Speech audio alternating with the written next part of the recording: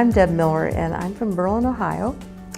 And I have been volunteering with an organization called CAMO it's been 10 years now. Mostly what I do is volunteering in the surgery department, work for a week per year, helping do plastic surgeries, which can include cleft lips, cleft palates, just whatever happens to come in. It's a long week. We work very hard. We get up early, we all have breakfast together, and then we walk to the hospital, which is uphill both ways, it seems. We work usually start around 7:30 in the morning and work until 5:30, it may be 7:30, it may be 8:30.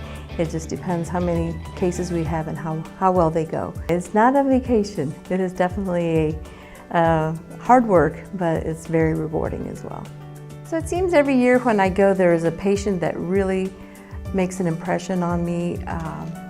This year it was Maria Francis. It was an 11-year-old girl who had a severe cleft lip and palate and it was a very dramatic deformity.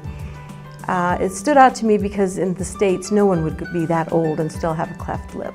So she lived with taunting from children and for years just kept her hand over her mouth and her face to hide that deformity. Family and the neighborhood, they all had to combine their resources to get enough money together to send her to be evaluated. And even then she didn't know if she'd be chosen for surgery, which that involved walking for 5 hours to get to the bus, 7-hour bus ride. It took several days for her to get just there just to be evaluated.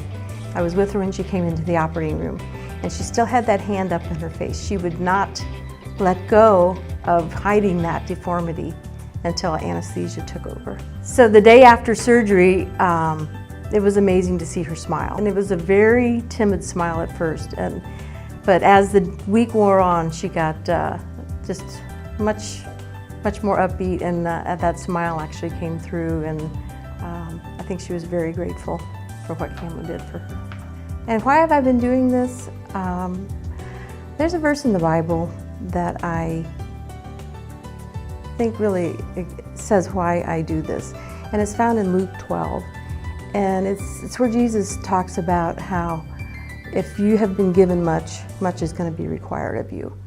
And when I see what people in Honduras have compared to what I have, I feel it is my obligation to give back.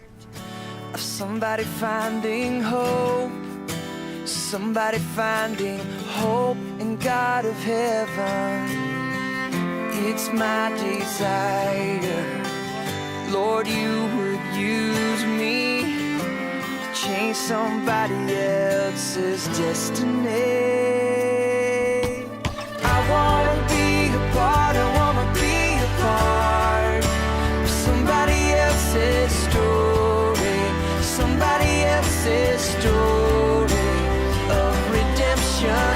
I wanna be the one, I wanna be the one to shine the light of Jesus into their darkness. So lead me to that someone, I pray.